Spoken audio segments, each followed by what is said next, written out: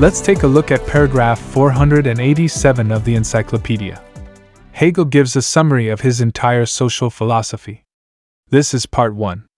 The first part of his social philosophy is called abstract right. Translation of the text: free will exists at first immediately, and hence as a single being, that is the person. The existence which the person gives to its liberty is property. The right is formal and abstract right.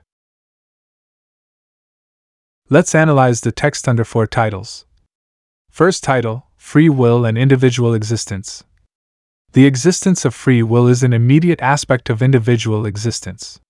Hegel refers to the inherent ability of individuals to make choices and decisions independent of external determinants. Second title: The connection between personhood and liberty. The concept of free will is also connected with personhood and liberty. It implies that the individual, or the person, is the source of his own liberty. Personal agency and autonomy are fundamental to the concept of free will. Third title: Property as an expression of liberty. The existence which the person gives to his liberty manifests itself as property. Property is a natural extension of individual liberty.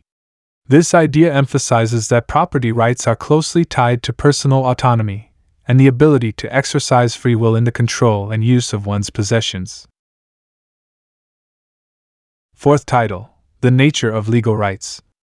The concept of right, as it pertains to law, is a formal and abstract construct.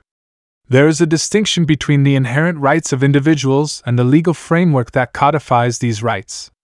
The term, quote, formal abstract right, end quote, implies that legal rights are detached from the immediate reality of individual existence. Let's take a look at paragraph 487. Hegel gives a summary of the 3 parts of his social philosophy.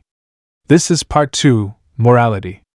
The text goes like this: when the free will is reflected into itself, to have its existence inside itself, and to be thus at the same time determined as a particular, it is called the right of the subjective will, the morality of the individual conscience.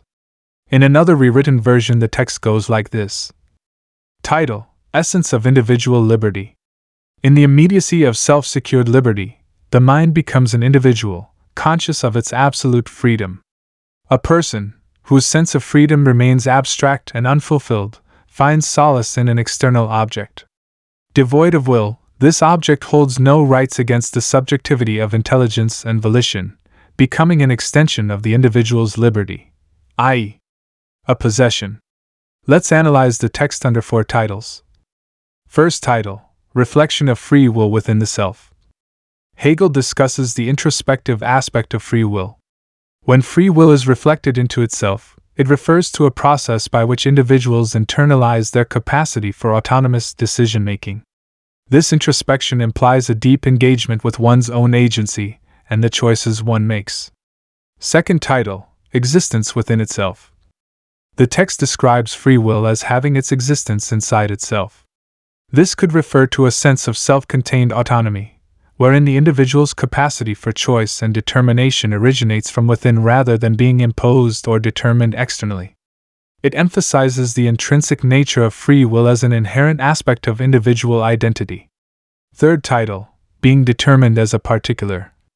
Despite its intrinsic universal nature, Hegel acknowledges that free will is also determined as a particular. This suggests that individuals possess the capacity for autonomous decision-making, though their choices are still influenced by specific circumstances, preferences, and values. This recognition of individuality underscores the complexity of human agency and the interplay between personal freedom and external, social, factors. Fourth title: Subjective will and morality. Hegel connects the concept of free will to subjective rights and individual morality. He describes the exercise of free will as the right of the subjective will, and associates it with the morality of the individual conscience. It implies that individual conscience plays a crucial role in guiding ethical decision-making, emphasizing the intrinsic link between personal autonomy and moral responsibility. Let's now turn to the third and final element of Hegel's summary of his social philosophy. The translation of the text runs like this: when the free will is the substantial will, made actual in the subject and conformable to its concept and rendered a totality of necessity. It is the ethics of actual life in family, civil society, and state. Let's break it down under 5 titles.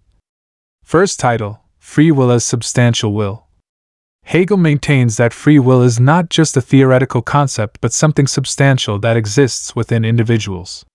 It implies that free will is not merely the ability to make choices but also the essence of one's being or existence. Second title: Actualization in the subject. Free will becomes realized or actualized within individuals, suggesting that it's not just an abstract idea but something tangible that influences human behavior and decision-making. Third title: Conformable to its concept. This implies that the exercise of free will aligns with its underlying principles or concepts. In other words, when individuals exercise their free will, they do so in a manner consistent with what free will, as a universal, represents. Fourth title: Totality of necessity. This is an interesting phrase that seems to suggest that while free will exists, it operates within certain necessary constraints or parameters. This could imply that while individuals have the freedom to choose, their choices are still subject to certain constraints imposed by their circumstances or societal norms. Fifth title: Ethics of actual life in family, civil society, and state. The text concludes by suggesting that when free will operates as described above, it forms the basis for ethical behavior in various societal contexts. It implies that the exercise of free will underlies the social practices within families, civil society, and the state.